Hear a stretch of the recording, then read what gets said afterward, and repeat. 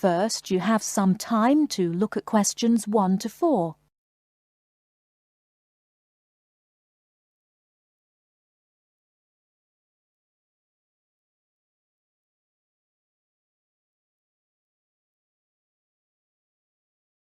Now we shall begin.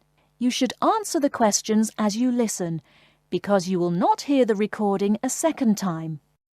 Listen carefully and answer questions 1 to 4. Global Bicycle Tours, may I help you? Yes, thank you. I'd like to sign up for a bicycle tour. Which tour were you interested in? We have the River Valley Tour coming up in June and the Mountain Tour in July. The River Valley tour is in June. I thought it was in May. It actually takes place the first week of June. Oh, I see. Well, I can still do that. The River Valley tour is the one I want. Splendid. Just let me take your information. May I have your name, please? Carla Schmidt. That's Carla with a K, not a C. Karla. Thank you, Miss Schmidt. Address? Do you need a street address, or can I give you my post office box? A post office box is fine. It's P.O. Box 257, Manchester. Thank you. OK, next. Will you be bringing your own bicycle, or do you want to rent one from us? I'll bring my own. Excellent. Now, we provide all the meals, so we need to know if you have any dietary restrictions. I don't think so. What do you mean? I mean, if there's any food you can't eat. Some people have food allergies or are vegetarian or have to avoid dairy products, things like that. Oh, I see. Well, yes, I'm a vegetarian. I never eat meat.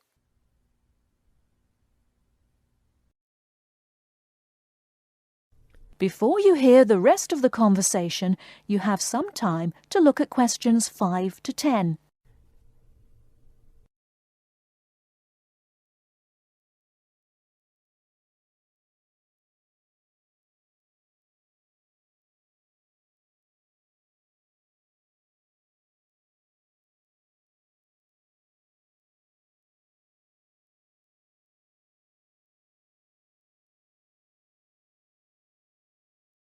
Now listen and answer questions 5 to 10. All right, I'll make a note of that. Now, the total cost of the tour is $750. That much? The price includes everything. Food, hotel, transportation, everything. Everything? Yes, everything. The only other thing is you'll want to tip the tour guide. We usually recommend 5% of the total tour cost. A 5% tip. I guess that's reasonable. In order to reserve your space on the tour, I'll need a 30% deposit. Do you need that right away? We generally ask for the deposit at least 4 weeks before the tour begins. The River Valley tour begins, 6 weeks from now. So you'll need to pay the deposit in 2 weeks. I think I can do that. I wonder if you could tell me something. How will our luggage be transported? Do we carry it on our bicycles? No, you leave that to us. We have a van that carries your luggage from hotel to hotel each day, so you don't have to worry about it. Great. I have a luggage rack for my bike, but I guess I won't have to bring that. No, you won't. But there are a few items we recommend that you bring. We can't control the weather, so you should bring a raincoat or rain gear. Yes, that's a good idea. And I should have my own spare tire too, shouldn't I? Actually, you don't need that, as our guide always carries some. And of course, you won't need maps either, since our guide has the route all planned. What about a water bottle? I'll need that, won't I? Yes, you should definitely have a water bottle. A camera would be a good idea too, since that tour goes through some very scenic areas. I have a guidebook of that area. I wonder if I should bring it along. We don't recommend guidebooks. It would just be extra weight, and the tour guide knows a great deal about the area. Yes, I see. Is there anything else I need to know? I think we've covered the important points. I'll send you a tour brochure, and you can call again if you have any questions. Thank you very much.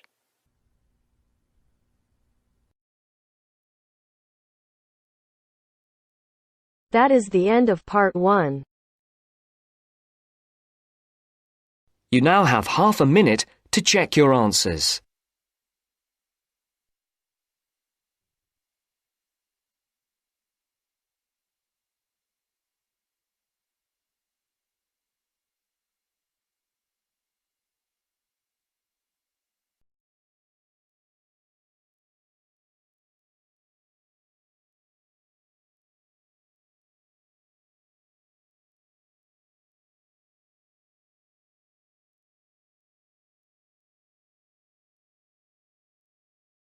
Now turns to Part 2. Part 2. You will hear an accommodation officer telling students about different halls of residence. You now have 30 seconds to read questions 11 to 15.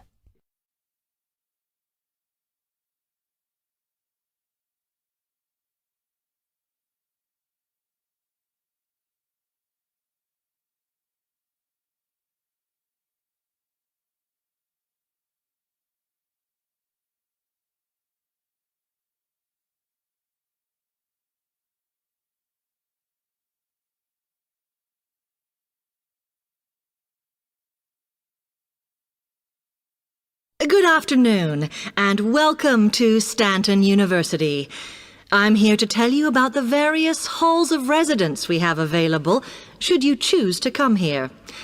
We aim to offer accommodation in halls to all first-year students, and you'll find there's a good variety to choose from. First of all, there's Brown Hall, which, as you'll see, is not the most modern of buildings, but it is very popular with some students. It's got a good sense of community, some nice refurbished kitchens, and unlike the other halls, it has recently had a gym built in its basement. Another option is Blake Residence, which is built like a large house, and so everybody cooks and eats together. It has its own sectioned-off bit of private garden and is even more peaceful because this is an all-girls residence.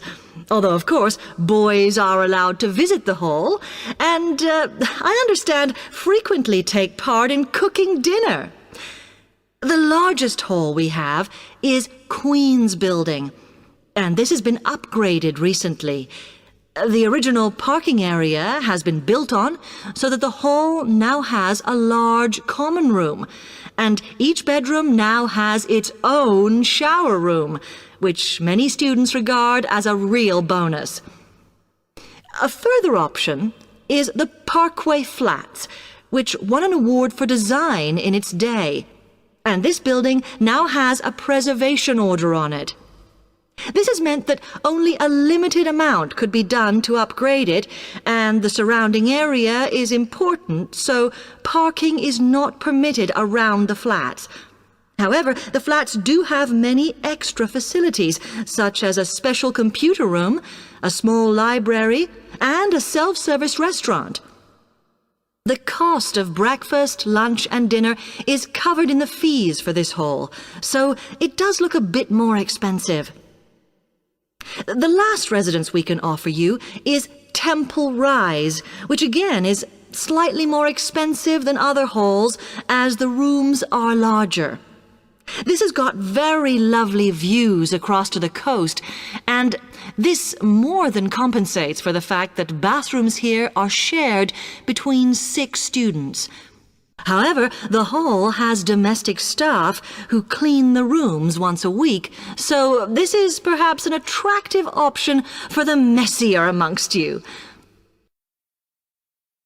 You now have 30 seconds to read questions 16 to 20.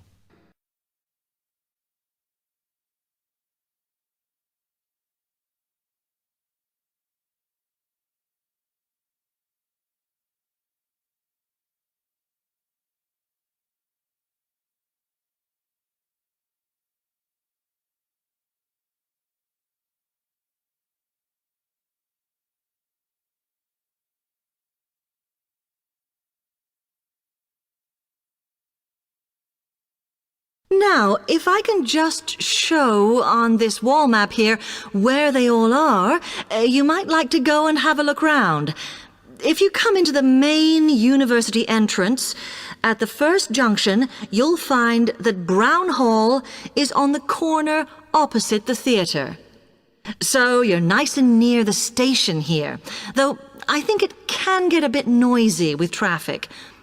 The same applies to Blake Residence, which is directly facing the junction to the university entrance. These halls are often used by medical students and such like, as they're out all day, so don't notice the noise. Anyway, if you then walk along Campus Road towards the main circle, you'll see the library on the corner, and Queen's Building is just past that as you head north.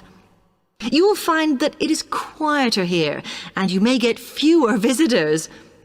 By the way, the circle is quite a feature of the campus, as it's set into the hills and has a brand new sports center in the middle. It's worth going to look around it. Now, the Parkway Flats are on the opposite corner to the library, facing the circle, as you head towards the main buildings. The main buildings are only about a 5-minute walk from here, and places in these halls go quickly, so my advice is to reserve your place as soon as possible. Then Temple Rise is inside the circle, next to the sports center, but further from the main university buildings. Now, if you'd like to go off and physically look...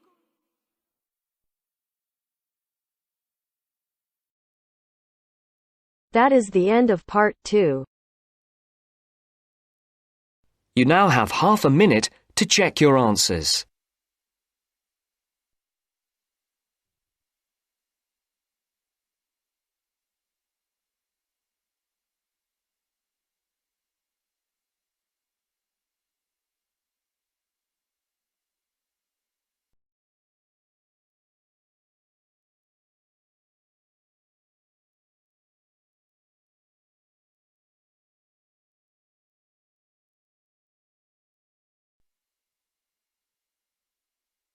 Now turns to part 3. Part 3. Maria is a student at university. She has handed the first draft of an essay to her tutor. The tutor has read it, and now they are discussing ways the essay can be improved. First, you have some time to look at questions 21 to 25.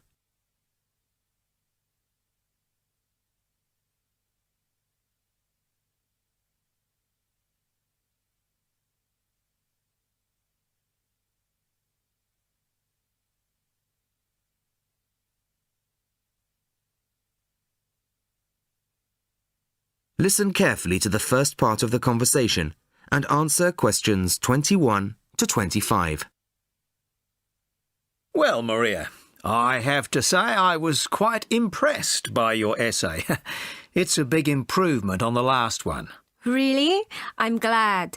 I put a lot more work into this one. I really spent ages on it. And it shows. You've addressed most of the problems I pointed out last time. In particular, the style and language are much more appropriate for an academic essay. So that aspect is okay? Absolutely. If you carry on like this, you shouldn't have any significant problems in that department. That's a relief. I've been quite worried about that, although I've been reading a lot of other essays to try to get the right style. Well, I'd say you've been successful. There are just one or two minor things you could look at. Your punctuation's quite basic. It's really just full stops and commas. And parentheses. Brackets? Yes, brackets if you prefer. In academic writing, these are best used only occasionally, if at all. You use them rather too often. Okay, I see. And I'm sorry to mention it, but your spelling... I know, but I'm working on a foreign computer. The spell checker doesn't work for English. Are you sure? Have you tried changing the setting to English? No, I haven't. Well, I should see if that's possible. I haven't marked you down this time, but, well, some of my colleagues are a bit old-fashioned about spelling. I'd try to get that sorted out if I were you. Okay, I understand. I'll try to change the setting.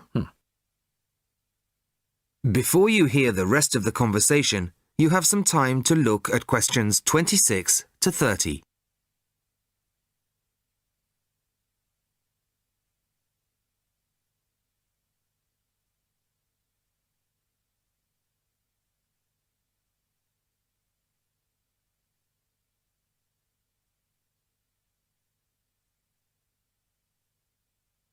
Now listen and answer questions 26 to 30.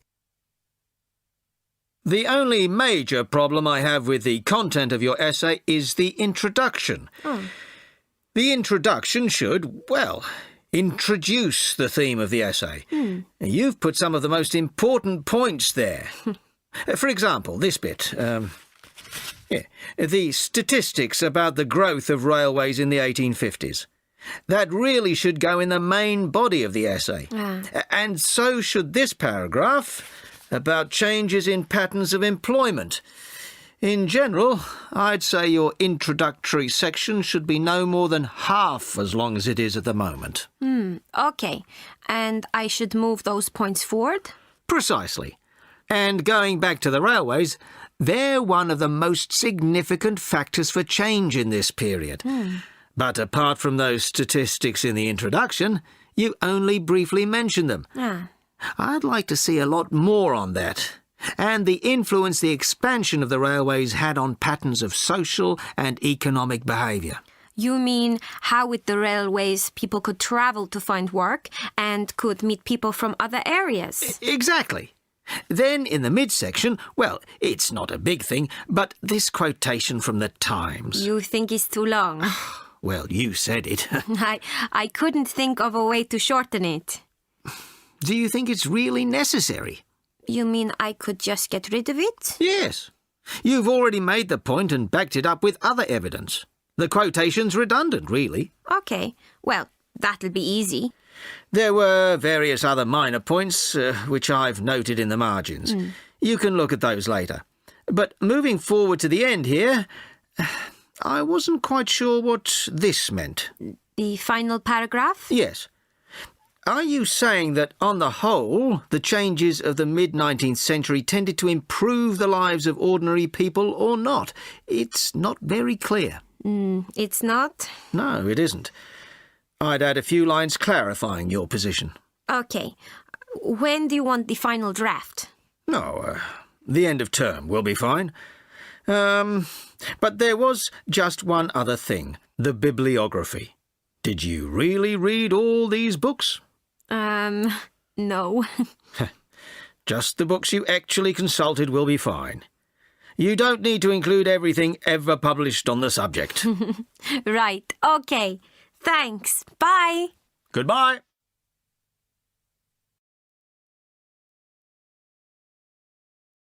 That is the end of part 3. You now have half a minute to check your answers.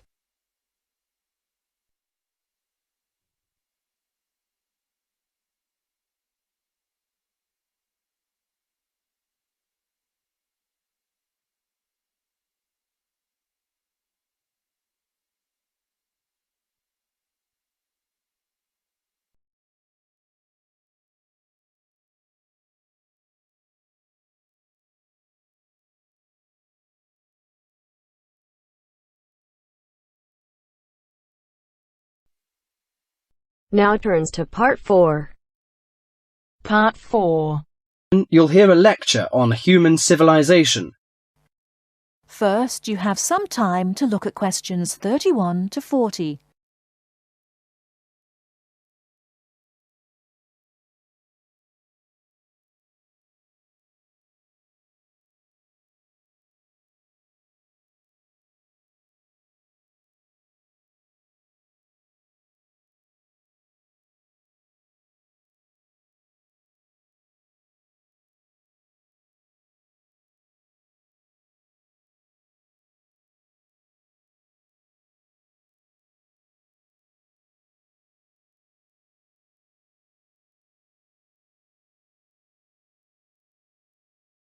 Now, listen carefully and answer questions 31 to 40. Today in our History Series lectures, Professor Smith is going to introduce the history of human civilization. Welcome, Professor Smith. Good afternoon, ladies and gentlemen. Do you know when human civilization originated? And what's the development of human language? Well, the first 2 stages in the development of civilized man were probably the invention of primitive weapons and the discovery of fire. though nobody knows exactly when he acquired the use of the latter. The origin of language is also obscure. No doubt it began very gradually. Animals have a few cries that serve as signals, but even the highest apes have not been found able to pronounce words, even with the most intensive professional instruction. Apparently, a necessity for the mastering of speech is the superior brain of man. When man became sufficiently intelligent, we must suppose that he gradually increased the number of cries for different purposes. It was a great day when he discovered that speech could be used for narrative. There are those who think that in this respect, picture language preceded oral language. A man could draw a picture on the wall of his cave to show in which direction he had gone, or what prey he hoped to catch. Probably picture language and oral language developed side by side. I'm inclined to think that language has been the most important single factor in the development of man. Two important stages came not so long before the dawn of written history. The first was the domestication of animals. The second was agriculture. Agriculture was a step in human progress to which, subsequently, there was nothing comparable until our own machine age. Agriculture made possible an immense increase in the number of the human species in the regions where it could be successfully practiced. These were, at first, only those in which nature fertilized the soil after each harvest. Agriculture met with violent resistance from the pastoral nomads, but the agricultural way of life prevailed in the end because of the physical comforts it provided. Another fundamental technical advance was writing, which, like spoken language, developed out of pictures, but as soon as it had reached a certain stage, it was possible to keep records and transmit information to people who were not present when the information was given. These inventions and discoveries, fire, speech, weapons, domestic animals, agriculture, and writing, made the existence of civilized communities possible. From about 3000 BC until the Industrial Revolution, less than 200 years ago, there was no technical advance comparable to these. During this long period, man had enough time to become accustomed to his technique, and to develop the beliefs and political organizations to appropriate it. There was, of course, an immense extension in the area of civilized life. At first it had been confined to the Nile, the Euphrates, the Tigris, and the Indus, but at the end of the period in question it covered much the greater part of the livable globe. I do not mean to suggest that there was no technical progress during this long time. There was progress. There were even two inventions of great importance, namely gunpowder and the mariner's compass, but neither of these can be compared in their revolutionary power to such things as speech and writing and agriculture. That is the end of part 4. You now have half a minute to check your answers.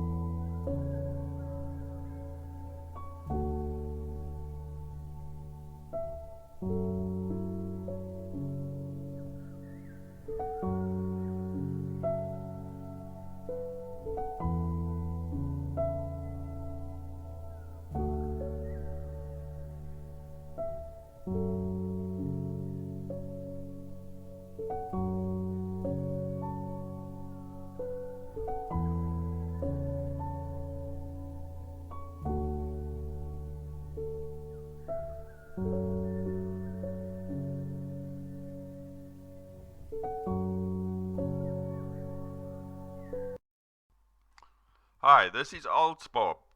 I would very much appreciate it if you could like, subscribe and share this video, as this will enable me to help more IELTS students reach their IELTS goals.